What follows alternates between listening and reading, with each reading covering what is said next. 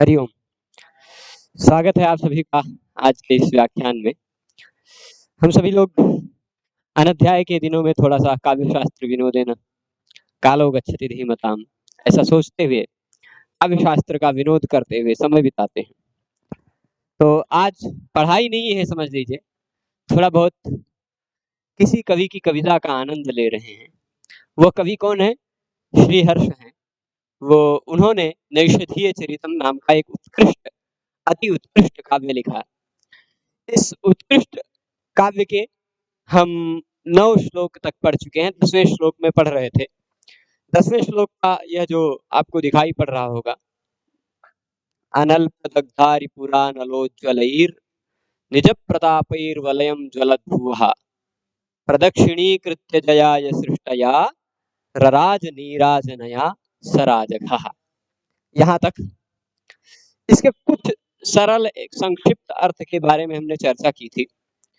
कुछ विशेष अर्थ भी हैं, उन अर्थों को भी जानेंगे। देखिए क्या होता है, जितना ज्यादा हम सोचते हैं, क्योंकि ये श्रीहर्ष साधारण कवि नहीं थे। इन्होंने जब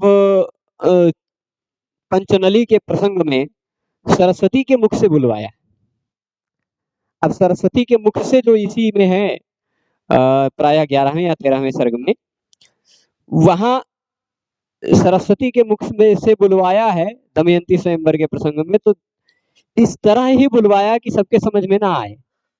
एक एक श्लोक के 5-5 अर्थ निकलेंगे, क्योंकि नल के वेश में यम, वरुण, इंद्र और कौन एक देवता और 4 लोग आए हुए थे। एक स्वयं 5वां नल भी था। तो ऐसा अर्थ निकल रहा था जो 5 पर घटित हो रहा था। 5 पर घटित हो रहा, यम पर भी घटित होगा, इंद्र पर भी घटित होगा, ऐसी शब्दावली का प्रयोग किया है।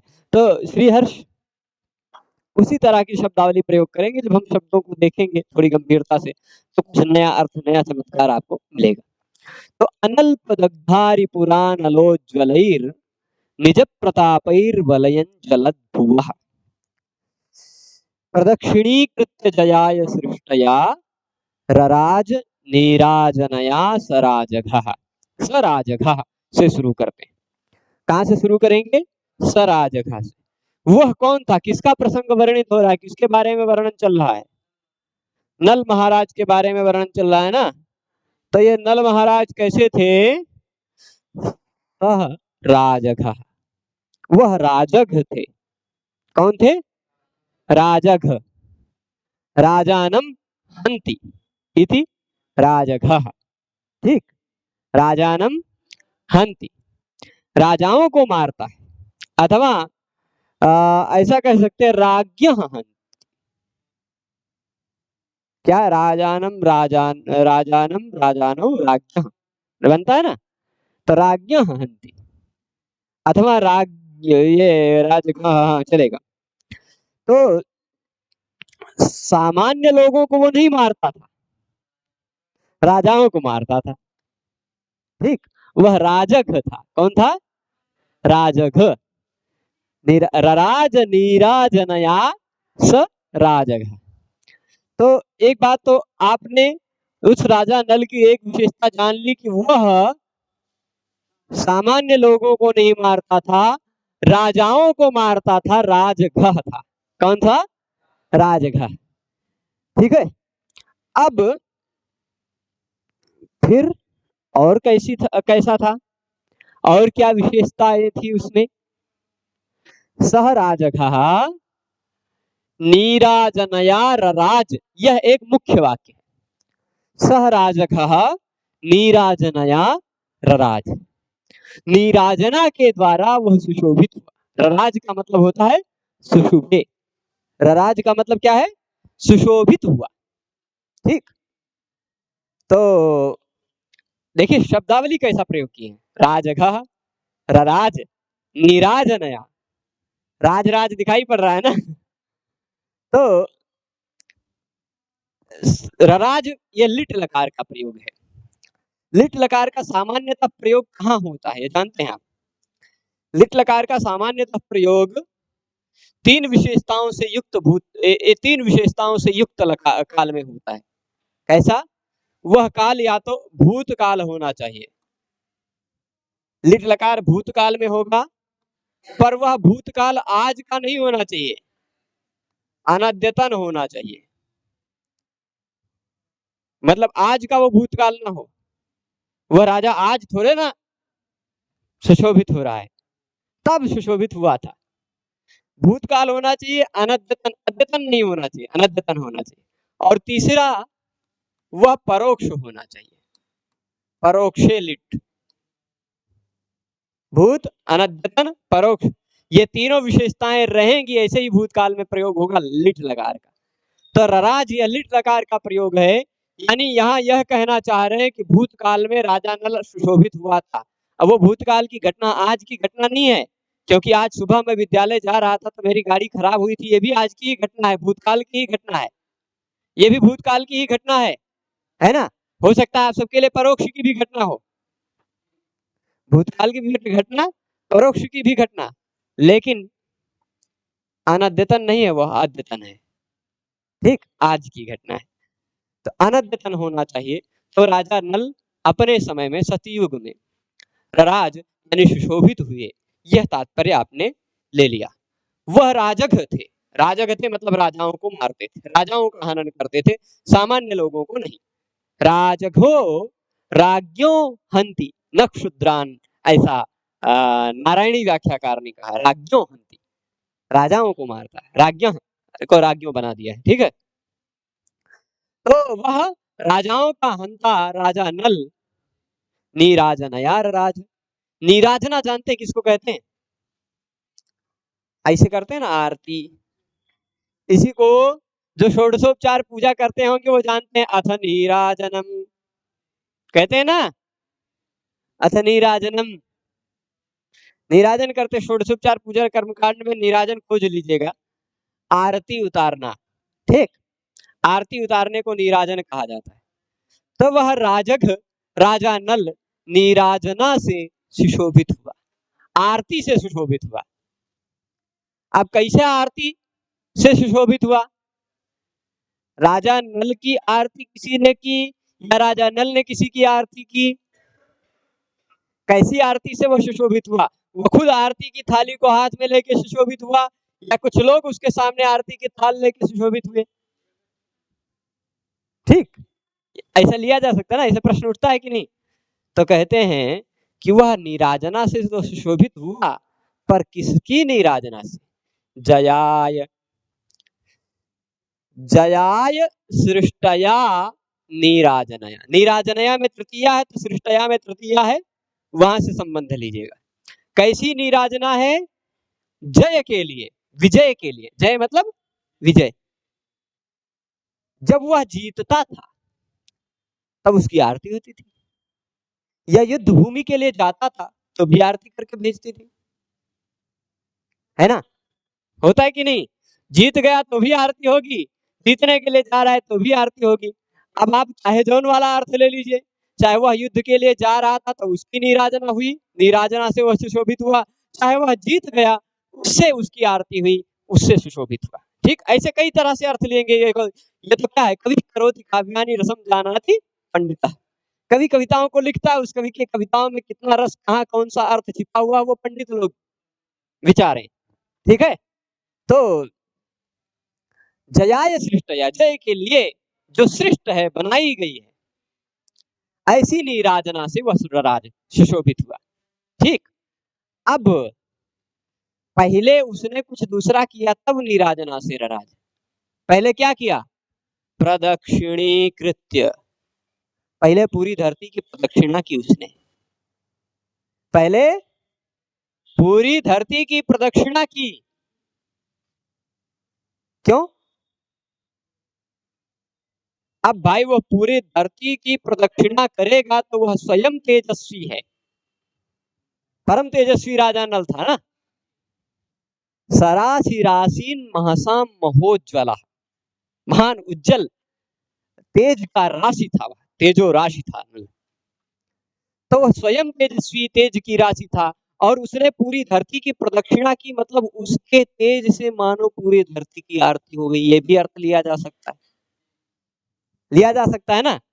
जब पूरे धरती की उसने प्रदक्षिणा कर डाली तो उसके तेज से, निज प्रताप ही, है ना, उसके तेज से, उसके प्रताप से मानो पूरे धरती की नीराजना हो गई। ये भी अर्थ लिया जा सकता है कि नहीं। अच्छा, और थोड़ा सोचेंगे अब। वह प्रदक्षिणा तो किया धरती की, किस कारण, क्या जरूरत थी। कहा जाता है जब भगवान वामन बहुत विशाल का स्वरूप लेकर पूरी धरती को नाप रहे थे, उस समय जामवंत ने उनकी प्रदक्षिणा कर डाली थी, है ना। तो ऐसा कुछ था क्या प्रदक्षिणा करने का निमित्त राजा नल का, धरती की प्रदक्षिणा करने का क्या निमित्त था, किस कारण किया। तो कह रहे हैं जयाय प्रदक्षिणी कर, जीतने के लिए पूरी धरती की प्रदक्षिणा की। दिग्विजय यात्रा करते थे ना लोग। कहा आखिरी दिग्विजय यात्रा हम सब इतिहास में पढ़ते, सिकंदर की आया था, आया था ना, बेचारा पीटा गया था, चला गया था। तो वो दिग्विजय यात्रा के लिए जाते थे। तो जयाय प्रदक्षिणी कृत, जय के लिए, जीतने के लिए उसने पूरे धरती की प्रदक्षिणा कर डाली। और पूरे धरती से की प्रदक्षिणा कर डाली तो फिर बना डाली, क्या बना डाली, नीराजना। नीराजना मतलब आरती बना डाली पूरी धरती की। एक बार प्रदक्षिणा होगी मतलब एक आरती होगी। तो बना डाली क्या, आरती। उस आरती के स्वरूप में वह सुशोभे, सुशोभित हुआ राज। ठीक, ये अर्थ हुआ। आगे एक अर्थ और किया जा सकता है कि उसने धरती की स्वयं के प्रताप से भी आरती नहीं की, दूसरे तरह से भी आरती की। कैसे आरती की है। तो अनल्प दग्धारि पुरानलोज्ज्वल, क्या कहा, अनल्प।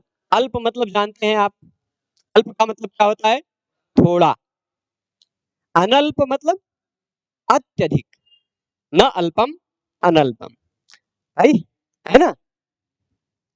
जो अल्प ना हो वह अनल्प है, मतलब जो थोड़ा नहीं है, बहुत, बहुत, थोड़ा का विपरीत। तो अनल्प यानी ढेर सारे, दग्ध, दग्ध कर डाले, दग्ध कर डाले मतलब जला डाले, ढेर सारे जला डाले। क्या जला डाले, आरिपुर, रिपुरा नहीं, अरिपुर, दग्ध अरिपुर, दग्धारिपुर। ठीक, अरि मतलब शत्रुओं के पुर यानी नगर को जला डाला। शत्रुओं के बहुत सारे नगरों को उसने जला डाला। काहे जला डाला, जीतने के लिए, जयाए। और राजाओं की नीति ही यही होती है, अपना राज्य निष्कंटक करना, अपने राज्य को बढ़ाना है, फैलाना है। आप नहीं विस्तार करेंगे तो कोनो दूसरा आएगा, विस्तार करेगा, छल कपट करेगा और आपको निपटा देगा, है ना। तो ये राजनीति चलती रहती थी। इसमें कितना रहस्य है, कौन क्या सोचता है, ये जानना थोड़ा कठिन होता है। अब यह अनल्प यानी अत्यधिक, दग्ध यानी जला डाला इसने। क्या जला डाला, आरिपुर, आरिपुर, शत्रुओं को नहीं जलाया, शत्रुओं के नगरों को जला डाला, शत्रुओं के पुर को जला डाला। अब शत्रुओं के पुर जो बहुत मात्रा में, अत्यधिक मात्रा में जलाए गए शत्रुओं के पुर यानी नगर हैं, वहां पर पानी दिखाई पड़ेगा कि आग, अनल, अनल मतलब अग्नि।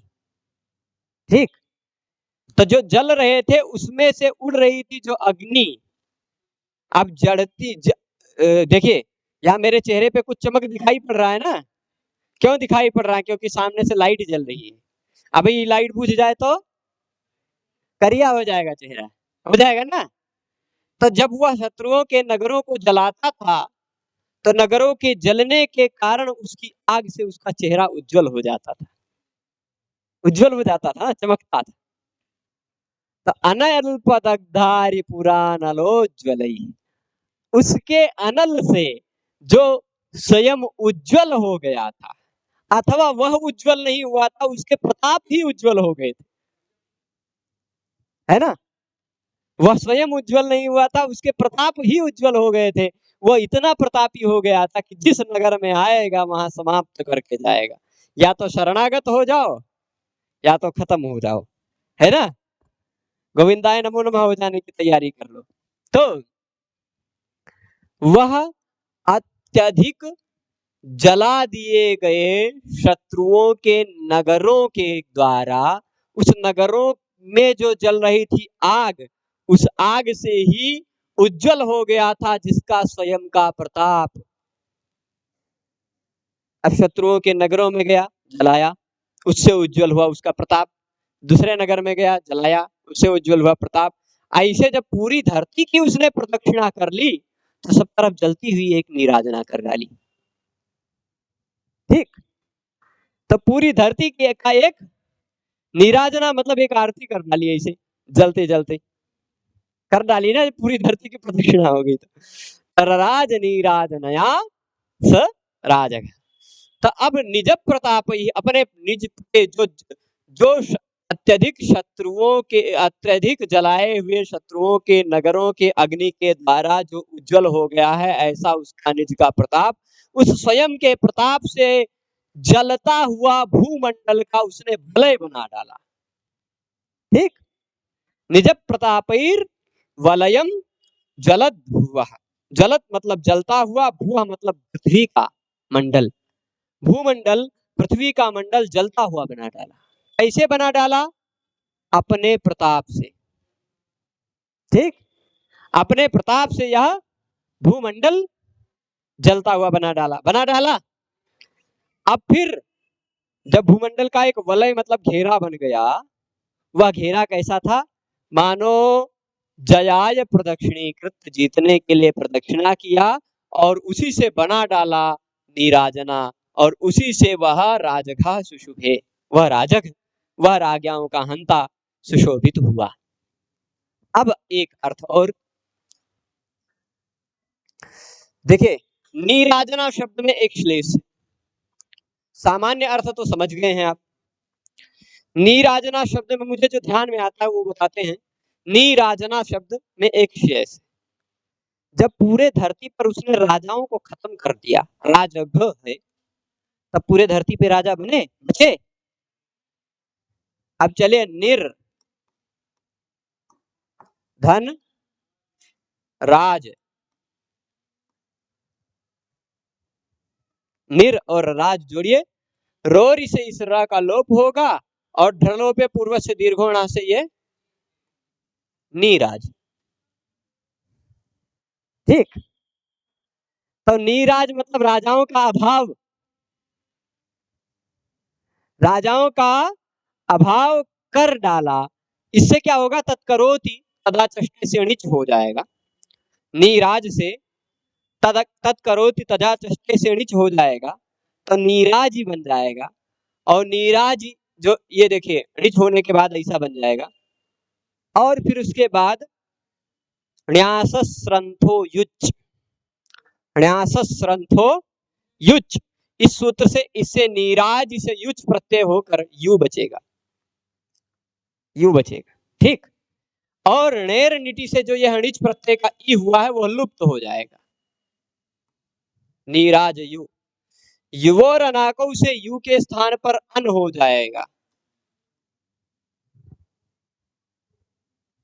ठीक, अब यह स्त्रीलिंग में यदि ले जाएंगे, लुट प्रत्यय नहीं लगा, लुट लगा होता तो टिड्ढाणे दोष दशने मात्र से कहीं कहीं को रप्पा से गीप होता। लुट नहीं है, युच, इस कारण टित नहीं है तो टिड्ढाणे दोष दशने मात्र से नहीं लगकर अजाद्य तो टाप से टाप हो जाएगा, तो नीराजना बन जाएगा। बना लेंगे। तो नीराजना मतलब वह राजाओं का अभाव कर दे रहा, ऐसे। तो नीराजना से सुशोभित हुआ, पूरी धरती पर राजाओं का अभाव ही हो गया, केवल वही एकमात्र राजा सुशोभित हुआ। ठीक, नीराजना करने के कारण सुशोभित हुआ, ऐसा। यहाँ ऐसा कह सकते हैं, राज्ञाम अभावः नीराजना, यानी राजा भाव करणेन सह राज सुशोभे। ठीक है, अब फिर इसके बाद नीराजना का मतलब होता है राज्ञाम अभावो नीराजम, राजाओं का अभाव जो होगा वह नीराजम बन जाएगा। कैसे? अव्ययम विभक्ति समीप समृद्धि वृद्ध्यर्था भावात्या संप्रति शब्द प्रादुर्भाव, इस सूत्र से अभाव अर्थ में राज्ञाम अभाव से अभाव अर्थ में हम अब विभाव समास कर लेंगे तो बन जाएगा नीराजम। निर्राज तो नीराजम बन जाएगा अनश्च सूत्र से टच प्रत्यय लगकर। ठीक, अब नीराजम के बाद क्या होगा? नीराज करणम नीराजना, नीराजम करोति इति नीराजना। ठीक, वो क्या हो जाएगा? णिच हो जाएगा, तत्करोति तदशिष्टे से णिच होगा, णिच होकर युच होगा, नया सत्संत हो युच, तो वैसे बन जाएगा नीराजना। तो उस नीराजना के द्वारा वह सुशोभित हुआ। ठीक है, अब इसके बाद पूरे पृथ्वी का जो जीतने के लिए पूरी पृथ्वी का जब उसने भ्रमण किया तो एक वो भी नीराजना हो गई, एक जलती हुई नीराजना हो गई, एक उसके तेज से नीराजना हो गई, कई तरह से नीराजना हो गई ना। राजाओं के अभाव करने के कारण नीराजना हो गई, और वह जीतने जा रहा था तो हो सकता है उसकी नीराजना हो गई हो, जीत के आया हो तो उसकी नीराजना हो गई हो, कई तरह से नीराजना चल जाएगा ना। एक अर्थ और दिया था, शायद मल्लीनाथ ने दिया था मुझे, जयाय सृष्टया में आय, जय आय, जया, जया किसको कहते हैं? जया के द्वारा, जया किसको कहते हैं? लक्ष्मी जी का एक नाम है। ठीक, तो जया ने मतलब लक्ष्मी ने, आ किसका नाम है? विष्णु भगवान का। ठीक, ये अभी ध्यान आया, देखिए जया कौन है और अ कौन है? विष्णु। तो आ शब्द का, जैसे राम शब्द का रामाय, वैसे आ शब्द का चतुर्थी एक वचन आय। तो जया ने आय यानी लक्ष्मी जी ने विष्णु भगवान के लिए जो नीराजना की, उस नीराजना की तरह ये भी मानो राज लक्ष्मी ने इसकी नीराजना की। ठीक, उससे भी सुशोभित हुआ। जयाय, जया आय, इतना बहुत जितना तोड़ेंगे आप उसमें और अर्थ निकलते जाएंगे, पर नारायणी व्याख्याकार ने बहुत ज्यादा अर्थ निकाला। शायद मल्ली ये वाला अर्थ मुझे अभी यहाँ दिखाई नहीं पड़ा, याद आ गया है।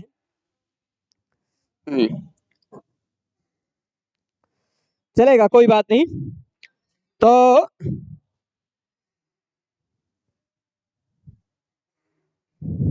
जयम प्राप्तुम कृतया अथवा जये सति कृतया। ठीक है,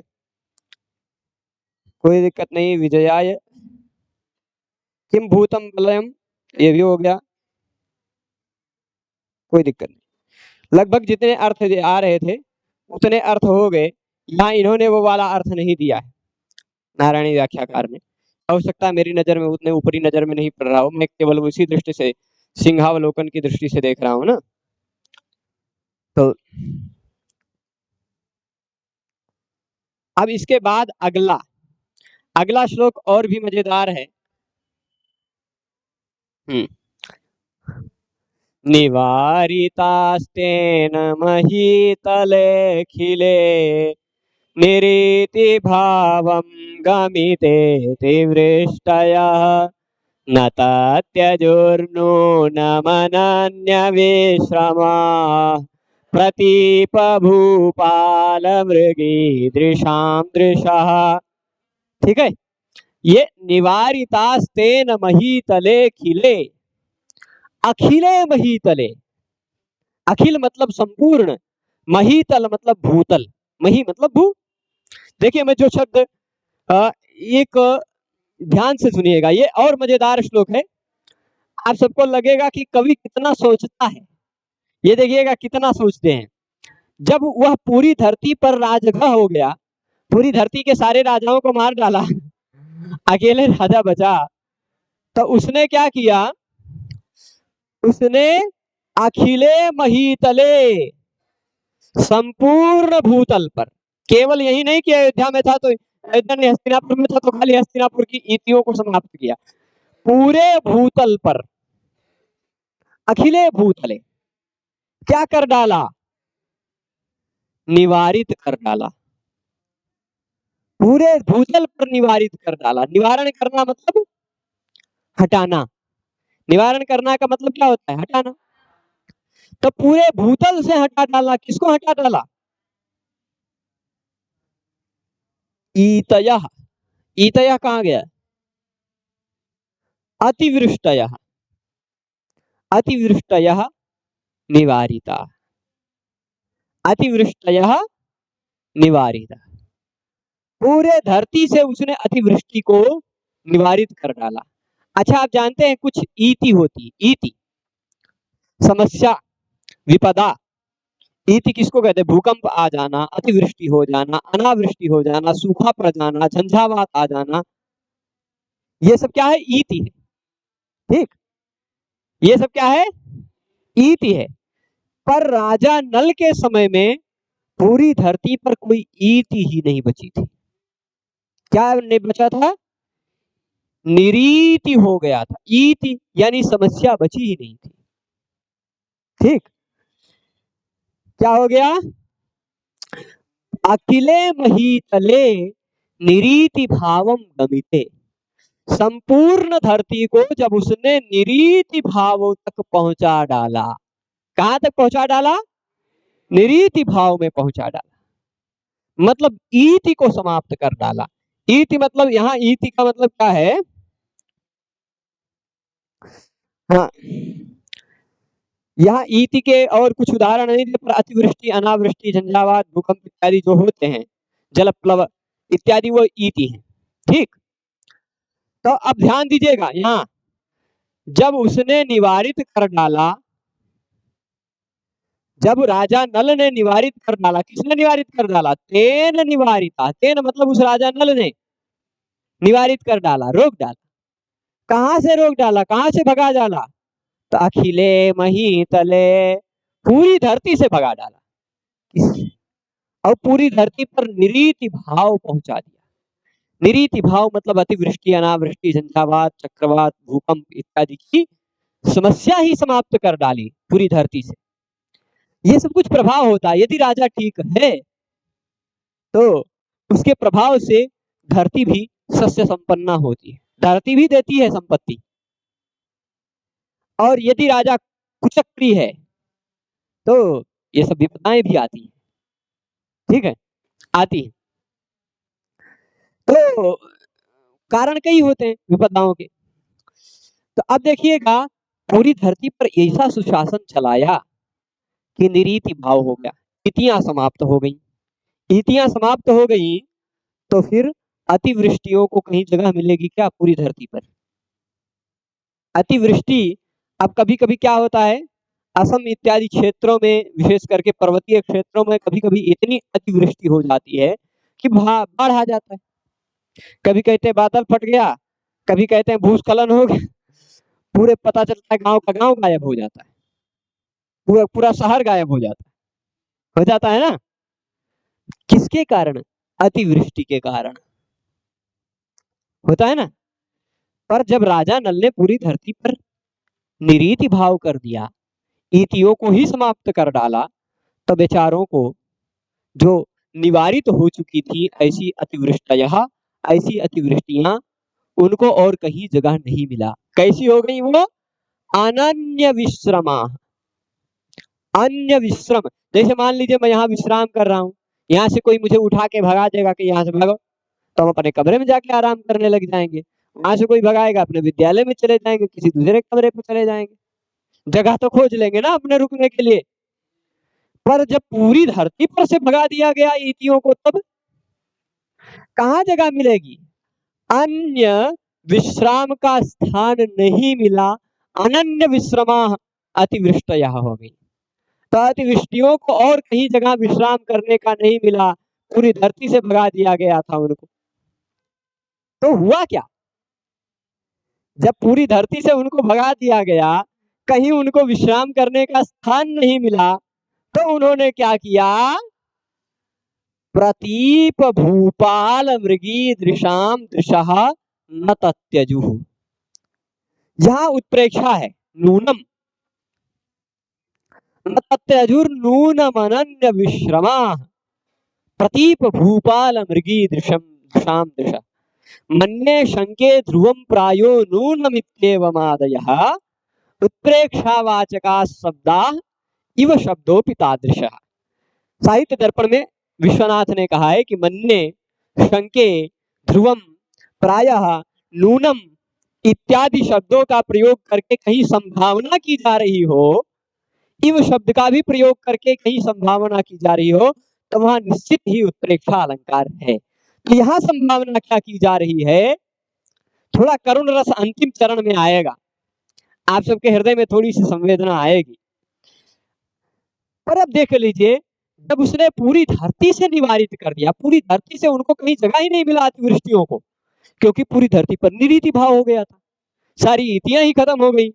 तब क्या हो गया, अनन्य विश्रमा, कहीं और जगह पर विश्राम करने का स्थल न मिलने के कारण वो सभी इतियां, प्रतीप कहते हैं विरोधी, प्रतीप किसको कहते हैं, विरुद्ध, शत्रु, शत्रु को भी प्रतीप कहा गया। वैसे प्रतीप नाम का एक अलंकार भी है, प्रतीपम उपमानस्योपमेयत्व प्रकल्पनम तल्लोचन समम पद्मम तद्वक्त्र सदृशो विधु, कुवलयानंद में कहा गया। उपमान को ही उपमेय बना डालना और उपमेय को उपमान बना डालना, यानी उपमा अलंकार को शीर्षासन के बल खड़ा कर देना, ही प्रतीप अलंकार होता है। विरुद्ध मतलब ऐसा कह देना, तुम्हारी आंखों के समान नहीं, तुम्हारी आंखें कमल के समान है, ऐसा ना बोलना, तुम्हारी आंखों के समान कमल है, ठीक। तुम्हारा मुख चंद्र के समान है, ऐसा ना बोलना, तुम्हारे मुख के समान चंद्र है, ऐसा बोल देना, उल्टा कर देना, ये होता है प्रतीप। यहाँ प्रतीप का मतलब विरुद्ध, ठीक। तो प्रतीप भूपाल जो विरोधी राजा थे, जिनको मार डाला गया है, राजघा था ना वो था, सारे राजा जो प्रतीप भूपाल मार डाले गए, विरोधी राजा जो मार डाले गए हैं, मर जाने के बाद उनके घर में कोई तो बचा होगा, कौन बची होगी, मृगी दृश्या, मृगी मतलब हिरणी के समान आंखों वाली उनकी मृगनयनियां जो रानियां थी। तब प्रतीप भूपाल मृगी दृशाम, प्रतीप मतलब विरोधी, भूपाल यानी पृथ्वी के पाल राजा, जो विरोधी राजा थे, जो शत्रु राजा थे, उन शत्रु राजा की मृगी दृशाएं जो थी, मतलब शत्रु राजा की मृगनयनी जो महारानियां थी, उनकी आंखों में जाकर अतिवृष्टियां समा गई। बेचारियों को, अतिवृष्टियों को और कहीं जगह ही नहीं मिली, और कहीं जगह नहीं मिली, तो फिर वो अतिवृष्टियों ने क्या किया, अतिवृष्टियों ने क्या किया, जब पूरी धरती से भगा दी गई, कहीं तो जगह लेना पड़ेगा उनको। अतिवृष्टि मतलब खूब बरसना, खूब बरसना। तो खूब बरसना जो है एक समस्या थी धरती की, उस धरती की उस समस्या को राजा नल ने समाप्त कर दिया पूरी धरती से, अखिले मई तले, पूरी धरती से समाप्त कर डाला उस समस्या को। तो फिर क्या हुआ कि अनन्य विश्रमा अतिवृष्टयः, जब कहीं दूसरे जगह विश्राम करने को नहीं मिला, तो फिर वह अतिवृष्टियों ने नूनम मतलब निश्चित ही कहीं और विश्राम न मिलने के कारण, निश्चित ही कहीं और विश्राम न मिलने के कारण शत्रु राजाओं की मृगनयनियों के आंखों को, दृशा मतलब आंखों को, उन अतिवृष्टियों ने नहीं छोड़ा। पूरी धरती को तो छुड़वा दिया राजा नल ने, पूरी धरती से भगा डाला, लेकिन वह अतिवृष्टियां जाके शत्रु राजाओं की स्त्रियों की आंखों में समा गई, यानी शत्रु राजा की स्त्रियां लगातार आंखों से आंसू बरसाया करती थी, अतिवृष्टि किया करती थी। तो वह अतिवृष्टियों को और कहीं जगह नहीं मिला, शत्रु राजाओं की आंखों में जाके, शत्रु राज पत्नियों की आंखों में जाके समा गई। ठीक है, कैसा सोचा है आप सोचिए। मतलब वही अतिवृष्टि को समवा दिया और कहीं उनको जगह नहीं मिली। ठीक है, तन्निरीति भावम गमिते,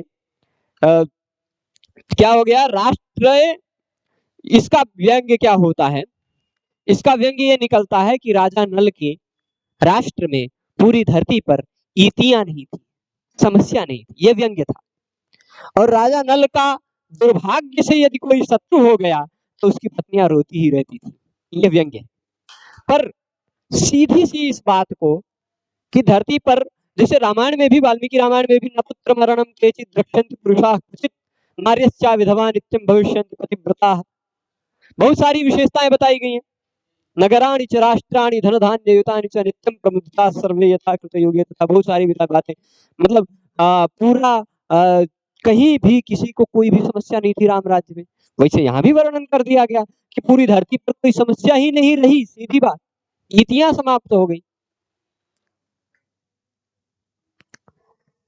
और जब सीधी बात इतनी सी कहनी थी, और फिर शत्रु राजपत्नियां रोती रह गई, इतनी ही बात कहनी थी। पर किस तरह से कहा कवि ने घुमाकर कि जब राजा नल पूरी धरती का राजा हो गया, पूरी धरती से उसने ईतियों का निवारण कर डाला। ईतियों का मतलब समस्याओं का निवारण कर डाला। अतिवृष्टि, अनावृष्टि, झंझावात इत्यादि ईतियों का निवारण कर डाला। तो अतिवृष्टियों को और कहीं जगह नहीं मिली, क्योंकि पूरी धरती पर तो उसी का राज्य है। अब राजा नल ने भगा दिया कि मेरे राज्य में दिखाई मत पड़ना, नहीं तो टांग तोड़ देंगे तुम्हारा, है ना, उठा के पटक के कद्दू की तरह फोड़ देंगे, ऐसे बोला होगा, भगा दिया होगा। तो जब भग गई वो ईतियां और कहीं जगह ही नहीं मिली धरती पर, क्योंकि पूरी धरती का राजा तो वो, तब फिर वह ईतियों ने क्या किया, कहीं और विश्राम का स्थल नहीं मिला, वो जाके शत्रु राजाओं की पत्नियों की आंखों में जाके समा गई अतिवृष्टियां, और शत्रु राजा की पत्नियों की आंखें अतिवृष्टि करने लगी। वही अतिवृष्टि होती थी और कहीं अतिवृष्टि नहीं होती थी। यह व्यंग्य है, ठीक है, स्पष्ट है ये भी श्लोक, इतने तक सभी समझ गए हैं ना जी? ठीक, कोई बात नहीं, मैं फिर से बोलता हूँ, एक बार शब्द सा अर्थ बोलता हूँ कि तेन तेन राज्ञा नलेन, उस राजा नल ने जब अखिले महीतले, संपूर्ण भूतल पर, संपूर्ण धरती पर क्या कर डाला, निवारित कर डाला, भगा दिया, निवारित कर डाला, संपूर्ण धरती से निवारित कर दिया, मेरी इस धरती पर दिखाई मत पड़ना, ऐसे कर डाला। और ऐसे कर डाला तो क्या हो गया, पूरी धरती पर निरीति हो गई। निरीति यानी ईतियों का अभाव, ईतियों का अभाव, ईति मतलब समस्या, अतिवृष्टि इत्यादि जो समस्याएं हैं वो उसको कहा जाता है ईति। तो अब हो गई क्या, पूरे महीतल पर, अखिले महीतले निरीति भावम गमिते, पूरा भूतल ही निरीति भाव को प्राप्त हो गया, निरीति भाव को चला गया, ऐसा कह लीजिए, ठीक है। निरीति भावम गमिते मतलब ईतियों के अभाव की स्थिति में पहुंच गया। तो फिर अतिवृष्टियों को कहीं और विश्राम की स्थान नहीं मिला, इसलिए निश्चित ही उन्होंने शत्रु राजा की मृगनयनियों की यानी रानियों की आंखों को नहीं छोड़ा, मृगनयनियों की आंखों में जाके समा गई, उनकी आंखों को नहीं छोड़ा, और कहीं जगह ही नहीं मिली बेचारियों को, ठीक है, यह श्लोक भी स्पष्ट है। तो अब मतलब यहाँ प्रताप के बारे में बताया गया है उत्प्रेक्षा के कारण। फिर इसके बाद वाला जो श्लोक है ना, उसमें कपड़ा बनाया जाएगा। क्या बनाया जाएगा, कपड़ा बनाने की प्रक्रिया। पहले के समय में कपड़ा बनाते थे ना जो लोग, तो तर्क शास्त्र पढ़ा है ना, तर्क संग्रह में पट यानी कपड़ा बनाने का कारण क्या है, इस पट का क्या कारण है, कपड़ा बनता कैसे। पहले हम सोमनाथ संस्कृत यूनिवर्सिटी में पढ़ते थे, हमारी यूनिवर्सिटी के पीछे ही आदित्य बिरला वालों की कंपनी है, आदित्य कंपनी कपड़े की नहीं है, रेशम के धागों की कंपनी है। ऐसी ही कई जगह फैक्ट्रियां होंगी जहां धागे बनते हैं, ठीक, वो धागे इकट्ठा किए जाते हैं, फिर एक धागे से एक धागा इसे जोड़ा जाता है, धागे से धागा जुड़ जुड़ के कपड़ा बनता है, कुछ वर्टिकली कुछ हॉरिजॉन्टली, मतलब कुछ धागे इसे खड़े खड़े में रहते हैं, कुछ धागे इसे पड़े पड़े में रहते हैं, है ना। उन धागों को इस तरह से फंसा कर जोड़ा जाता है कि ये कपड़ा बन जाता है, बनता है कि नहीं। तो कपड़ा बनाने में बहुत सारे उपकरणों का काम लगता है। अब आजकल तो इलेक्ट्रिक मशीनें हो गई, बटन दबाते हैं, चालू कर देते हैं, बनाती रहती है ना। पर पहले जुलाहे हुआ करते थे कपड़ा बनाने के लिए। कपास लेते थे, कपास को पीट पीट करके कपास के धागे बनाते थे। कपास के धागों से फिर या ऊन के धागों से वह कपड़े बनाया करती थी बुनकर, ठीक। तो उसमें उनको मशीन लगता था तुरी, वेमा, तुरी वेमा इत्यादि मशीनें लगती थी। तुरी वेमादिकम पटस्य, वो तुरी वेमा इत्यादि मशीनें लगती थी और फिर धागे लगते थे। वो तुरी और वेमा के सहयोग से धागों को जोड़ते जोड़ते कपड़ा बनाया करते थे। तो अब यहाँ इस श्लोक में क्या कहा है, सीतांशु वर्णैर्वयति स्म तद्गुणैर् महाशिवेम्नः सह कृत्वरी बहु दिगंगनांगावरणं रणांगणे यशः पटं तद्भट चातुरी तुरी, तद्भट चातुरी तुरी। आप देखिए उस राजा नल के भट यानी सैनिक, राजा नल का जो भट यानी सैनिक है, उसकी चातुरी रूपी तुरी है। क्या है, तुरी और वेमा वाली मशीन याद रखिए। तो उसके भट के चातुरी रूपी तुरी ने महाअसी, असी कहते हैं खड्ग को, महाखड्ग ही वेमा है। क्या है, रूपक है, पूरा रूपक अलंकार। तो भयंकर जो तलवार है वही समझ लो वेमा है, और उस सैनिक की जो चतुराई है वही तुरी है। तो तुरी और वेमा मिल करके इस राजा नल के यश रूपी कपड़े को बना रहे थे। यश पटम सीव्यति, है ना। तो सीतांश किस वर्ण से, सफेद वर्ण से बुना करते थे, वयतिस्म, वयतिस्म यानी बुना करते थे। उन्हीं के गुणों से, राजा नल के उसी गुणों से बुना करते थे। और वह जो था ना, राजा नल के भट की चातुरी रूपी तुरी, वह महाखड्ग रूपी वेमा की सहकारिणी थी, सहकृत्वरी थी, सहकारिणी थी। और वह दिगंगना, दिक रूपी, दिशाओं रूपी अंगना, दिशाओं को ही क्या बना डाला, दिशाओं रूपी अंगना।